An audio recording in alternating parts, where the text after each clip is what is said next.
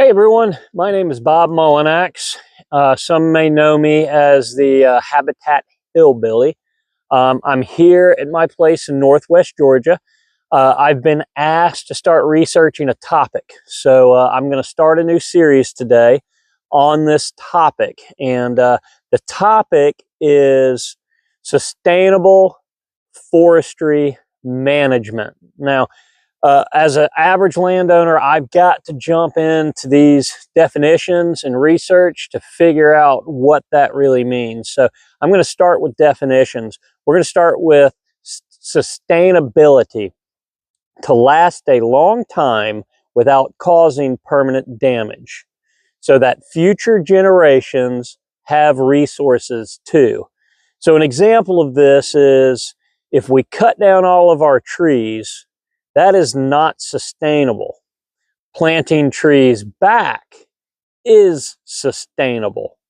Now, moving on to forestry, the science or practice of planting, managing, and caring for our forest.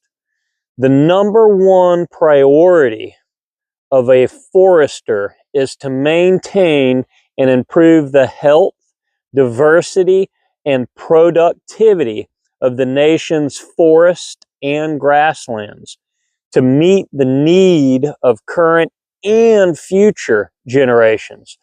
Forest sustainability is the number one mission, goal, objective for a forester, is to sustain our forest for future generations.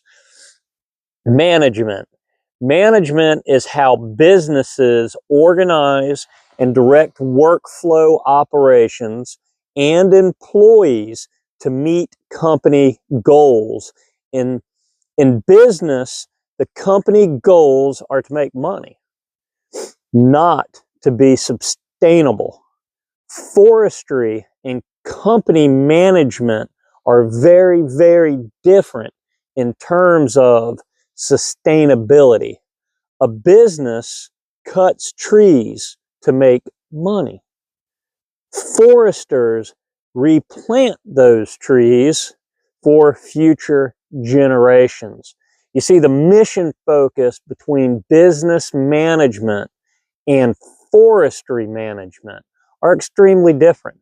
One is focusing on sustainability, and the other one is focusing on making money, right? So one takes our natural resources away, not necessarily with the prime objective of replenishing or replacing those.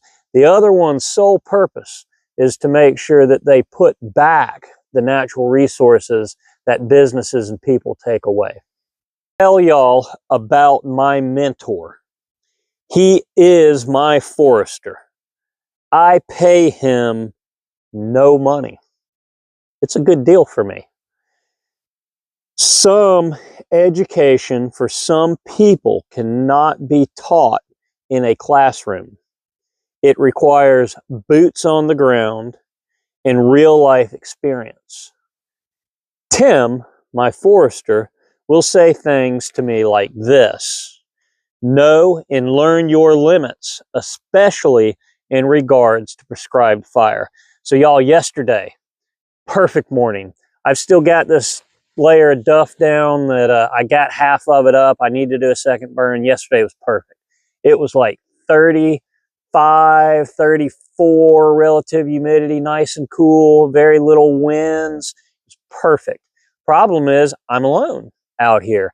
And while I don't mind burning small tracts while I'm alone, if I know I've got it managed in the right weather, yesterday afternoon was calling for red flag weather. It was going to drop down to the high teens, low 20s on relative humidity. The wind was going to pick up 10 to 15, which means up here in these mountains, probably 15 to 20, right? And the timing's not always right when they say it's going to pick up.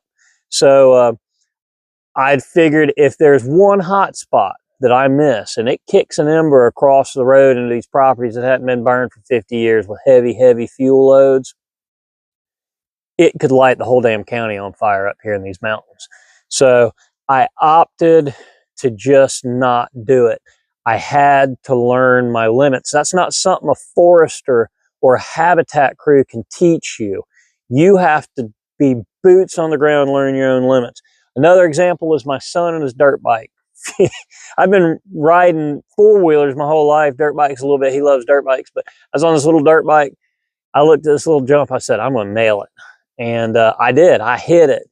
And I felt like I was 10 foot off the ground doing the Superman, right?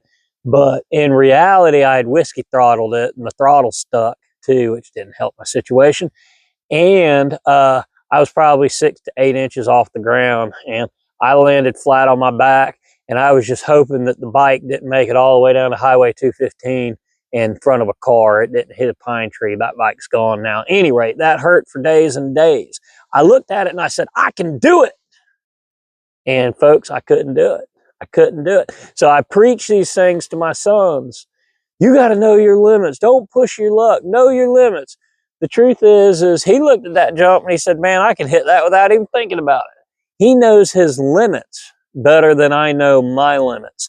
That's a hard thing to accept as an old man, right?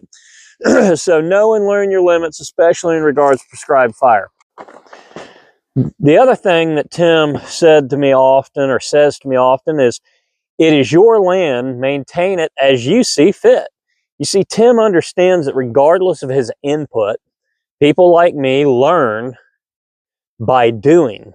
His opinion of my forestry practices may or may not align with my long-term sustainability and land use plans. Tim is a smart man. Why waste his breath and energy? Mentors like Tim send people like me down rabbit holes. Rabbit holes like sustainable forestry management. I will jump directly into the weeds. I will get lost in the details and I will organize them the very best that I can. I will bring you a landowner's view or views on this complicated topic.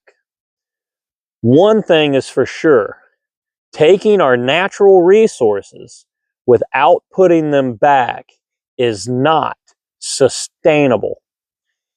If our nation's forests are all gone and developed, environmental sustainability becomes non-existent. Both foresters and businesses have no more remaining forest to sustain. You see, our goals are very different between sustainability and profitability. However, we must find a compromise between forestry, habitat, and the timber industry. We must find a compromise or we will have no remaining forest left. Now, here's what that means. All three of us are going to be screwed because we have no resources left to take. And it's not just us. It's also people like my wife who can't stand too much wildlife. They want to stay in the house and in the city. They can't stand wildlife. Those people require natural resources like water and lumber and minerals from the ground. The natural resources, we're all screwed without them. So look, y'all, this is a series of the ramblings of the Habitat Hillbilly. If you're interested in this, join me. It's a seriously major topic. I will do the best that I can from an uneducated landowner's outlook on these issues. Thanks, y'all. What a beautiful day in the woods. I'm going to go get after it.